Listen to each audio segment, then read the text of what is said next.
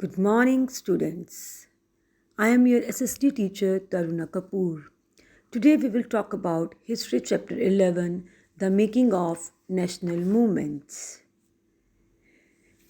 The, the developments which we had led in the British time have a crucial question. What is the country of India and for whom? The answer comes in our mind. India was the people of India, all the people, irrespective of caste, color, creed, language. The British rule, people were not satisfied. There are certain reasons behind that. One is Arms Act. It was passed in 1878, disallowing Indians from possessing arms. Same year, Vernacular Act was passed. The act allowed the government to confiscate the assets of newspaper, including their printing press, if they have written anything objectionable for the Britishers. Ilbert Bill.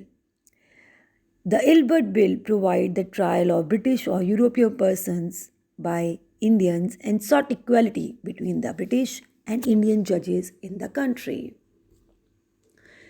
A nation in the making. Congress in starting 20 years was very moderate in its objectives and its method.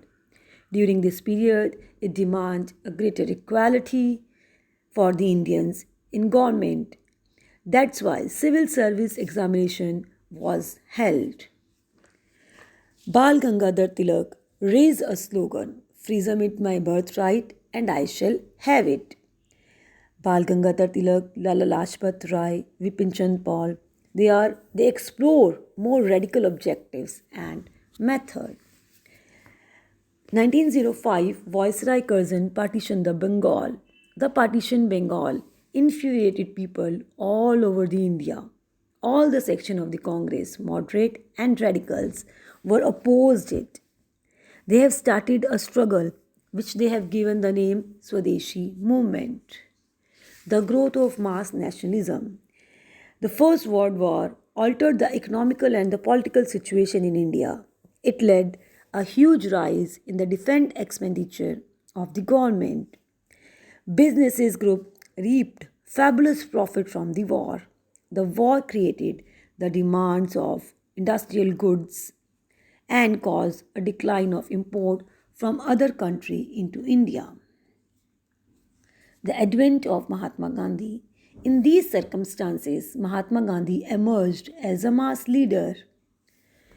We all know Gandhiji, at the age of 46, arrived in India in 1950 from South Africa. Mahatma Gandhi spent his first year in traveling throughout the country, understanding the people and the need and their overall situations.